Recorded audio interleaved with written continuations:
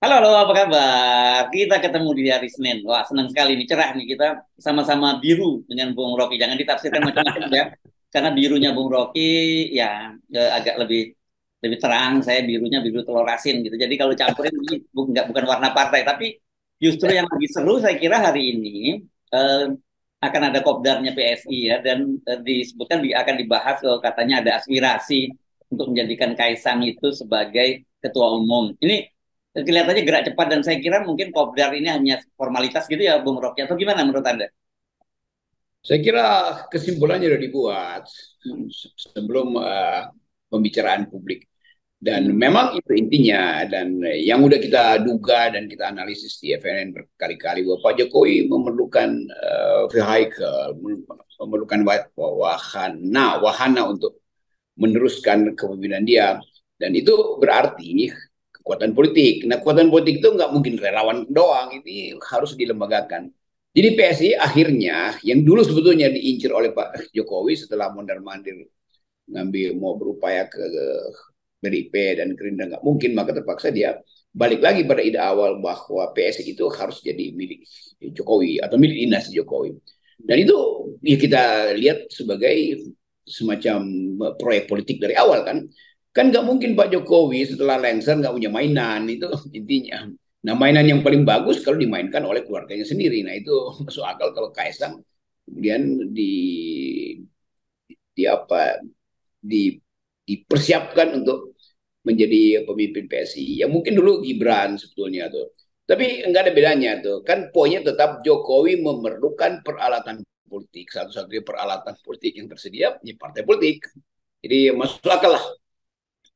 Nah, tapi kan sebenarnya sinyal-sinyal ini sudah kita baca juga bulan Agustus lalu, awal Agustus ketika ulang tahun yang ke-40, Giring itu sudah membuat video gitu yang menyatakan bahwa dia umurnya udah 40 dan dia bilang dia tuh siap untuk mengembalikan, ya karena Pak PS ini partainya anak muda, jadi dia bilang siap mengembalikan partai ini ke pemilih aslinya, anak muda kata dia gitu. Nah, sekarang ini berarti kan kalau anak muda ya orang nggak jauh-jauh membayangkan ya pasti ini yang dimaksud adalah Kaisang, apalagi dengan dia masuknya Kaisang ke PS ini kan nggak masuk akal sekali kalau partai ini tidak dibikin cukup serius gitu, Bung Rocky. Kalau dia cuma jadi anggota aja, ngapain dia ke PSI? Lebih baik dia ke PDIP kan?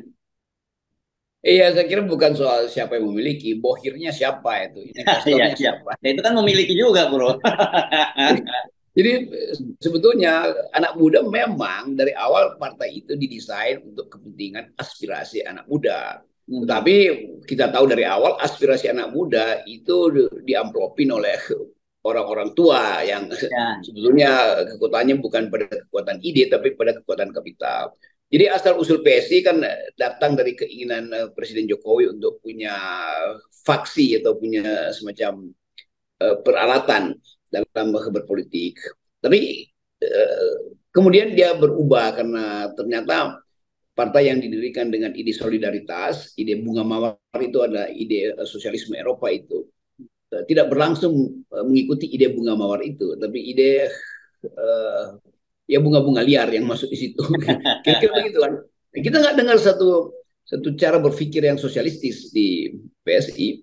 Dan saya justru menganggap bahwa PSI buta huruf terhadap genealogi dia tuh sebagai partai yang mewakili anak muda dengan aspirasi environmental ethics dan aspirasi human solidarity. Nah itu yang nggak ada tuh. Karena saya kira saya yang pertama memberi kuliah di situ ketika PSI mau didirikan, diminta untuk oleh Grace Natalia dan beberapa teman di situ eh, memberi kuliah tentang apa artinya solidaritas, apa artinya bunga mawar, dan apa pentingnya politik generasi baru di era milenial.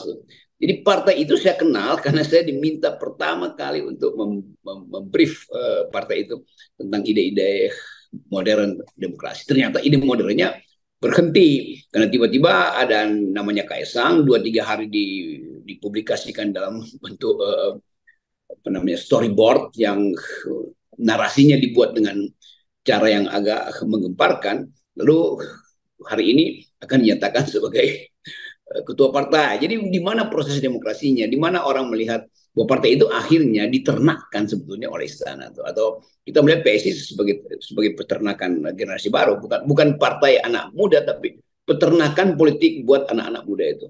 Ya, ya, ya. Dan sebenarnya kalau masih menggagas soal anak muda itu sama dengan juga dengan apa dengan Demokrat yang sekarang bergabung dengan Prabowo ya soal perubahan karena saya lihat di situ kan muncul banyak tokoh-tokoh tua juga di situ ada Helmi Yahya, ada Irma Huta Barat, ada Ade Armando yang saya kira usianya juga sebaya dengan saya kan begitu dan saya dengar juga masih banyak tokoh-tokoh lain yang tokoh-tokoh tua juga yang akan dipersiapkan untuk serius masuk agar PS ini masuk ke parlemen. Itu mungkin semacam apa dulu film dinasti terakhir di kota terlarang itu apa namanya Apa tuh? yang The Forbidden City itu kan dulu Hmm. ada putra mahkota terakhir yang anak kecil lalu Oh, harus Puyi, diasuh oleh Last Emperor gitu ya, Puyi ya. The Last Emperor. Iya, iya, iya. Puyi Iya, iya, namanya. Puyi. Iya, iya, iya. Jadi kita membayangkan Kaisang itu ya mungkin seperti Puyi yang mesti diselamatkan atau dididik atau diasuh. Ini nggak ada soal juga. Tetapi yang jadi persoalan adalah di ujung pemerintahan Pak Jokowi di dalam baru mungkin di tahun kedua, awal tahun kedua, seluruh aktivitas politik Pak Jokowi sudah diinvestasikan buat keluarganya tuh. Jadi yang disebut dinasti memang dipersiapkan oleh Pak Jokowi. Dan itu yang orang sering anggap bahkan Pak Harto itu setelah 32 tahun baru mulai berpraktek dinasti. Pak SBY itu setelah lengser baru anak-anaknya itu diberi kesempatan berpolitik. Tapi Pak Jokowi periode pertama aja udah mempersiapkan dinasti. Dan itu terlihat bahwa Pak Jokowi memang ingin meninggalkan legacy dia dan legacy itu harus dirawat lewat partai politik. Kendati Pak Jokowi sendiri legitimasinya makin lama makin luntur. Jadi Ya. ini semacam ya upaya tambal sulam lah supaya Pak Jokowi masih terlihat sebagai tokoh, maka anak-anaknya dipromosikan sebagai politisi. Sesuatu yang saya kira juga yang milenial itu atau generasi Z sekarang ini menganggap ini berlebihan lah kalau anak-anak Pak Jokowi tiba-tiba muncul seolah-olah ada kemampuan setara dengan dinasti Kennedy kan itu soalnya. Jadi saya melihat ini sebagai ya, permainan ya gimmick kecil-kecilan yang gak ada nilainya di dalam sejarah politik Indonesia nanti. Ya, ya. Oke, walaupun kita tahu ya, pasti dengan masuknya Kaisang di situ, PSI itu pasti akan didorong. Ini bukan hanya didorong ya, pasti akan dipersiapkan dengan infrastruktur kekuasaannya Pak Jokowi untuk masuk ke parlemen. Kan pasti begitu. Dan bagaimanapun kan partai-partai lain, termasuk khususnya PDIP, saya kira ini kan yang selama ini memang sangat sengit terhadap PSI akan melihat ini juga sebagai sebuah gangguan besar. Karena dulu pun ketika suaranya nggak sampai cuma berapa persen ya sampai nggak sampai 2% itu dia dianggap menggerogoti suara PDIP juga. Ya itu juga ajaib nih PDIP, biarin aja kan. Kan kita tahu bahwa partai PSI ini yang memang dimaksudkan hanya untuk Pak Jokowi itu dan Jokowi udah nggak mau kira-kira berdamai dengan Ibu Mega dan itu masuk akal aja. Kenapa PDIP mesti menyesalkan kan? Dari awal juga PDIP sinis pada PSI kan. Ya, Tapi buat kita itu bukan itu problemnya. Problem kita adalah masa depan PSI ya. akhirnya hanya ditentukan oleh sepanjang masa depan Pak Jokowi.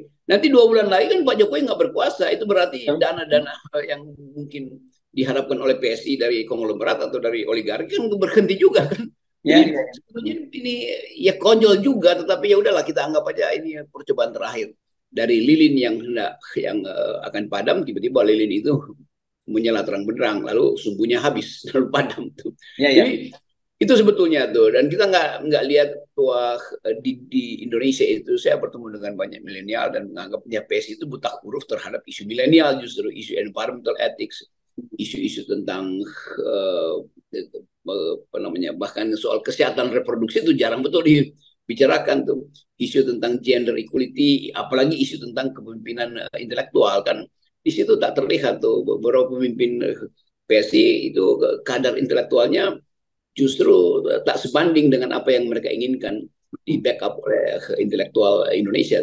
Jadi di partai yang dibuat tanggung, apalagi sekarang kalau orang tanya Kaisang itu apa? Sebagai politisi, sebagai ideolog PSI, apakah Kaisang paham arti bunga mawar? Apakah Kaisang paham sejarah sosial demokrat di Eropa? Kan enggak tuh. Jadi apa intinya sebetulnya tuh? Giring ya juga dianggap sebagai orang yang ditaruh di situ hanya karena figur kemudahan, bukan karena ada ide di dalam pikirannya.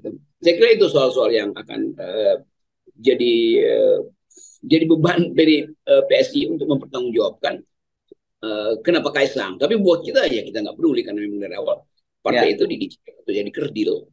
Ya paling nanti dalam pemilu kali ini, pemilu legislatif ya PSI itu akan mengganggu lah partai-partai yang ada yang lama karena bagaimanapun kursi mereka pasti akan berkurang dengan masuknya PSI ke parlemen begitu ya. Tapi saya kira setelah itu Anda prediksi ya bersamaan dengan kekuasaan berakhirnya kekuasaan Pak Jokowi ya itu juga akan hilang juga di telan bumi gitu. Iya, artinya orang yang berpikir bahwa Indonesia akan dipimpin oleh the intellectual, bring intellectual back kembali ke dalam politik, ya orang tetap lihat ya AHY dan Anies justru lebih terlihat intelektual dan masih dianggap masih separuh muda di situ tuh. Jadi kayak catatan kaki bagi politik Indonesia, ada satu partai berupaya untuk jadi sosialistis dan berupaya untuk menampilkan figur keintelektualan, tetapi dipimpin oleh seseorang yang sebetulnya hanya jadi penggalan dari sejarah politik Pak Jokowi, yaitu anaknya sendiri kan. Itu fair, bukan bukan kita tidak menginginkan itu, tapi para analis akan berpikir begitu. Nah, kita mendahului keterangan para analis yang nanti akan mengevaluasi PSI kira-kira 2-3 tahun dari sekarang. Dan mereka akan buka pembicaraan saya dengan Hersu tentang prediksi kita nasib PSI. Ya, ya. Jadi sebenarnya bagi PSI ini kehadirannya Kaisang ini belum tentu sebagai sebuah berkah. Bisa jadi musibah gitu dalam jangka panjang ya, kita sebutnya begitu ya. Iya, dalam jangka panjang pasti musibah. Karena Pak Jokowi kan liability juga dalam politik Indonesia karena tidak mengerti demokrasi. Orang akan ingat, oh, ya Pak Jokowi nggak ngerti demokrasi. Itu pentingnya kita memilih presiden yang paling nggak ada pengetahuan tentang sejarah intelektual atau sejarah demokrasi, sejarah perkembangan pikiran dunia. Itu kan Pak Jokowi nggak di situ. Karena Pak Jokowi memang fokus pada besi beton, semen dan aspal. Itu bedanya kan. Padahal Ya, ke depan kita butuh pemimpin yang paham tentang politik dunia, paham tentang apa sebetulnya yang disebut dengan nilai-nilai demokrasi. Itu yang seharusnya, dan itu yang seharusnya dimengerti oleh PSI. Tetapi dalam perkembangan saya nggak lihat ada diskursus itu tuh. Ya, ya.